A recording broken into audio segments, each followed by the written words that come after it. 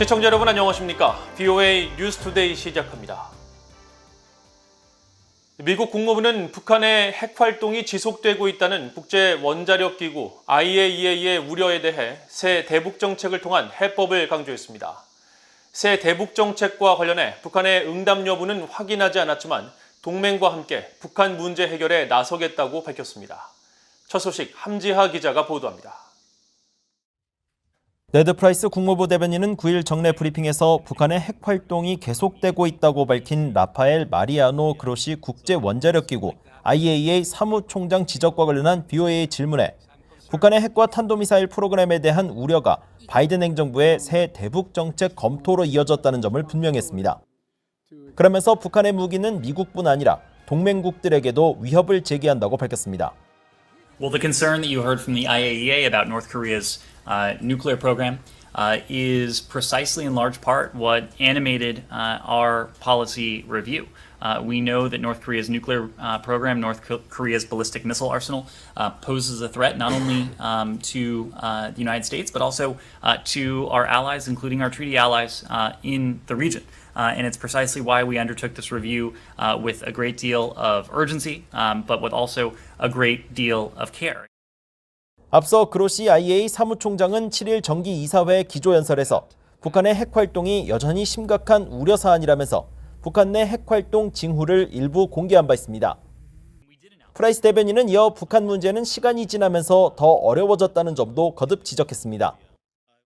Recognize with some degree of humility that what the United States has attempted before with North Korea has not in large part made the challenge any better. That includes the threat that emanates from North Korea or for the conditions for the people inside North Korea.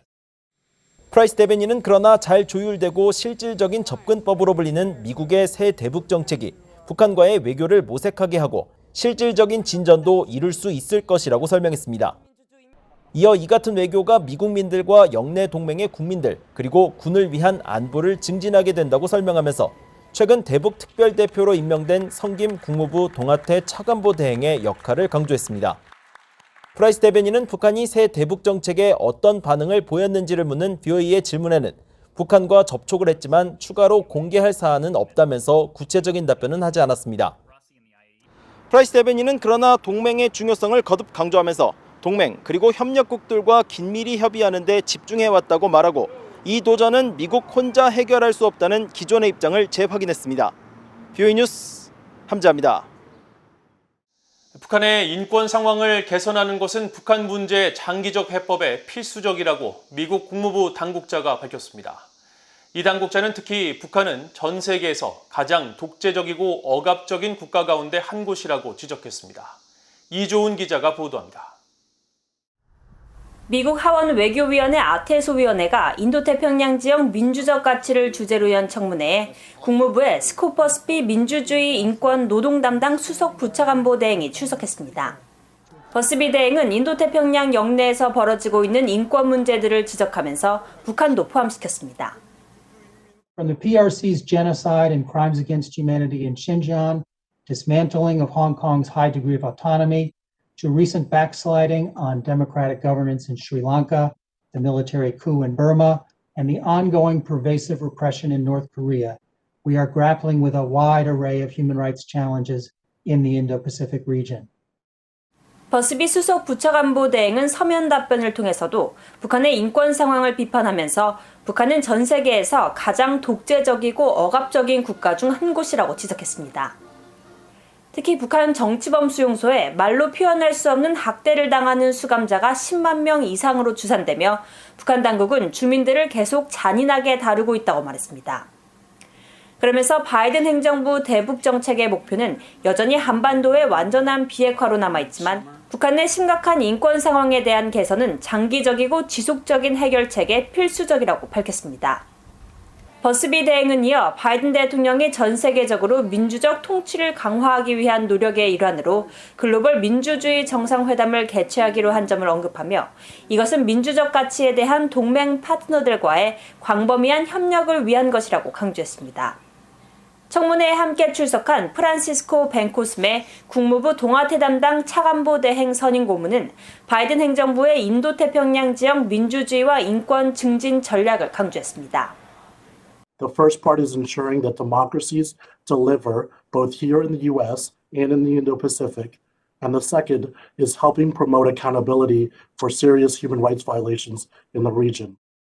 벤코스메 선임 고문은 토니 블링컨 국무장관과 로이드 오스틴 국방장관이 취임 후 첫 영내 순방에서 인권과 민주주의, 법치에 대한 존중을 바탕으로 한 자유롭고 개방적인 인도태평양 지역은 미국의 이익에 상당히 부합하다는 점을 강조했다고 말했습니다. 벤코스메 선임 고문은 그러면서 일본과 한국, 미국은 인도태평양 지역에 대한 이 같은 목표를 공유하고 있으며 미한일 3국은 이를 달성하기 위해 긴밀히 협력할 것이라고 강조했습니다. BA 뉴스 이존입니다. 미국 상원이 대북 제재 이행 압박을 포함한 광범위한 대중국 전략을 담은 미국 혁신과 경쟁 법안을 의결했습니다. 미국 상원은 8일 본회의에서 상무위원회의 무한 국경 법안과 은행위원회의 중국 도전 대처 법안, 외교위의 전략적 경쟁 법안 등 대중국 법안들이 하나로 합쳐진 패키지 법안을 찬성 68표, 반대 32표로 의결했습니다. 이번 법안에는 북한이 완전한 비핵화 조치를 취할 때까지 경제적 압박을 유지하기 위해 중국의 대북 제재 이행을 압박할 것을 요구하는 조항이 담겼으며 북한과 중국의 불법 거래를 차단하기 위해 대통령이 기존 대북 제재법과 행정명령을 통한 제재 권한을 적극 활용할 것을 촉구하는 내용도 포함됐습니다. 또 북한의 핵과 탄도미사일 프로그램, 중국 위협 대응 등 인도태평양 지역 정치, 경제, 안보 문제에 대한 관여를 위해 2026년까지 매년 30억 달러의 추가 예산을 배정하도록 했습니다. 바이든 행정부 출범 이후 첫 국방 예산의 최우선 초점은 중국의 떠오르는 위협에 대한 대응이며 이에 대응한 준비태세 상황 전반을 점검하는 대응팀의 임무도 최근 성공적으로 마쳤다고 미국 국방부가 밝혔습니다.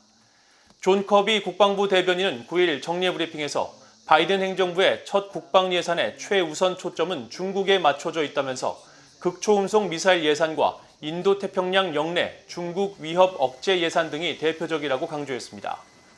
아울러 행정부 출범 초기 바이든 대통령의 지시로 발족한 국방부 산하 중국 전담 대응팀의 임무가 최근 성공적으로 완료됐다면서 중국을 제1추격 위협으로 간주하고 이에 대한 군의 준비태세 상황 전반을 점검하는 것이 주요 임무였다고 설명했습니다.